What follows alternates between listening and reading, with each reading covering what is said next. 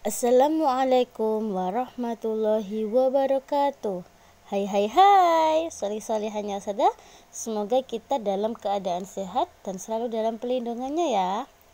Dalam pelajaran bahasa Indonesia kali ini, kita akan belajar tentang kalimat penjelas dan ide pendukung. Materi ini lanjutan dari materi sebelumnya. Untuk lebih jelasnya, ayo kita semangat untuk belajar ya, jangan sampai kendor. Oke. Sebelum belajar, kita berdoa dulu. Doa bertambah ilmu serta minta kemudahan. Bismillahirrahmanirrahim. Allahumma inna nas'aluka ilman nafi'a wa rizqan thayyiba wa amalan mutaqabbala. Rabbis rahli sadri wa yassirli amri wahlul 'uqdatam min lisani yafqahu qawli.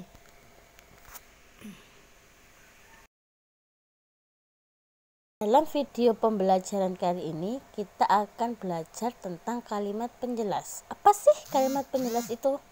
Pertama, kalimat penjelas menjelaskan kalimat utama. Yang kedua, kalimat penjelas itu berisi keterangan-keterangan tambahan yang menjelaskan kalimat utama.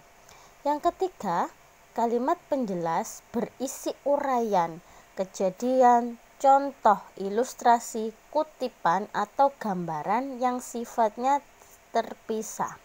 Yang keempat, ide pendukung merupakan bentuk singkat dari kalimat penjelas. Nanti Ustazah akan jelaskan lebih lanjut lagi di contohnya ya.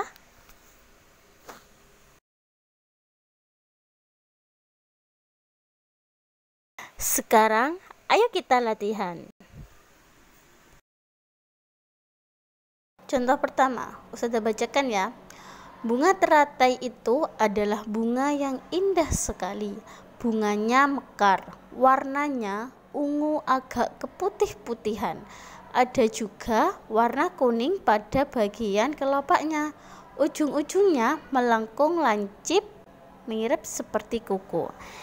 Kalimat utama dari paragraf ini adalah bunga teratai itu adalah bunga yang indah sekali. Sedangkan gagasan utama atau ide pokoknya adalah bunga teratai itu indah. Ide pokok ini adalah rangkuman dari kalimat utama. Untuk kalimat penjelasnya ada 4 kalimat. Yang pertama, bunganya mekar. Yang kedua, warnanya ungu agak keputih-putihan. Yang ketiga, ada juga warna kuning pada bagian kelopaknya. Yang keempat, ujung-ujungnya melengkung lancip mirip seperti kuku. Ide pendukung tadi sudah dijelaskan bahwa bentuk singkat dari kalimat penjelas. Maka ide pendukungnya adalah yang pertama, bunganya mekar. Karena kalimatnya sudah singkat, maka kita langsung gunakan menjadi ide pendukung. Yang kedua, warnanya ungu agak keputih-putihan. Kata agak kita hilangkan karena termasuk kata penghubung. Kalimat ketiga, kelopaknya berwarna kuning. Kalimat keempat, ujung kelopak memiliki bentuk tertentu. Contoh kedua, di Jakarta terjadi kepadatan penduduk yang sulit dikendalikan akibat oleh urbanisasi yang terjadi hampir setiap hari. Orang-orang yang datang ke Jakarta mengharapkan dapat pekerjaan yang layak dan mudah mendapatkan uang. Namun, pada kenyataannya mereka banyak menjadi pengangguran. Kalimat utama dari paragraf ini adalah di Jakarta terjadi kepadatan penduduk yang sulit dikendalikan akibat oleh urbanisasi yang terjadi hampir setiap hari. Gagasan utama, ide pokok ataupun pokok pikiran dari paragraf ini yaitu di Jakarta terjadi kepadatan penduduk akibat urbanisasi. Di paragraf kedua ini, kalimat penjelasnya yang pertama, Orang-orang yang datang ke Jakarta mengharapkan dapat pekerjaan yang layak dan mudah mendapatkan uang. Kalimat keduanya, namun pada kenyataannya mereka banyak menjadi pengangguran. Dari dua kalimat ini, ide pendukungnya yang diambil adalah yang pertama, harapan orang-orang datang ke Jakarta. Sedangkan yang kedua adalah mereka menjadi pengangguran itu merupakan akibat dari urbanisasi.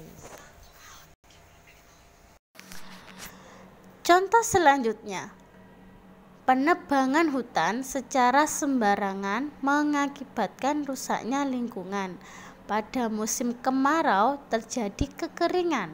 Pada musim hujan terjadi banjir dan longsor. Selain itu, hewan-hewan yang biasanya hidup di pepohonan menjadi kehilangan tempat tinggal. Akibatnya, hewan-hewan itu dapat masuk dan menyerang desa-desa di sekitarnya.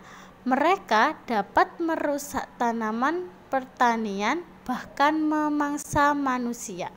Oke, kalimat utama dari paragraf tersebut adalah penebangan hutan secara sembarangan mengakibatkan rusaknya lingkungan.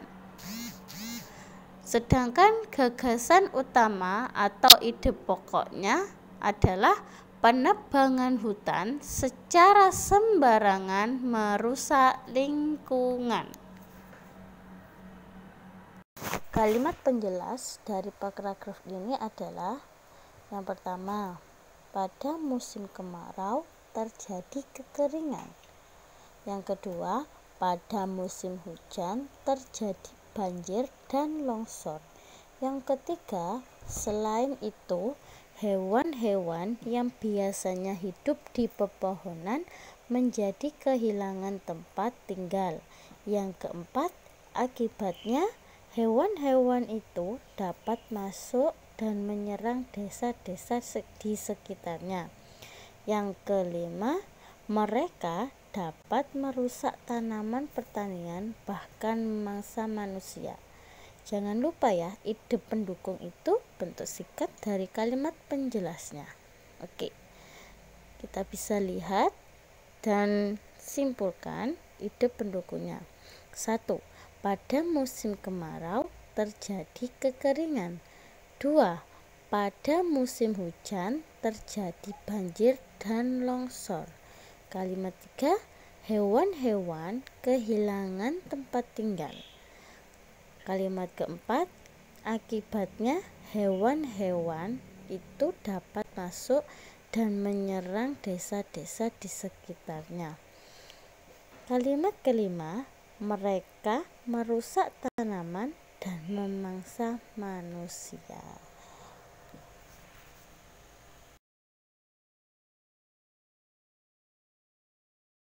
Sekian penjelasan tentang kalimat penjelas dan ide pendukung dari Ustazah. Jika ada yang belum paham, bisa ditanyakan saat anak-anak masuk PTMTP ya. Oke, doa selesai belajar. Alhamdulillahirabbil alamin. Wassalamualaikum warahmatullahi wabarakatuh.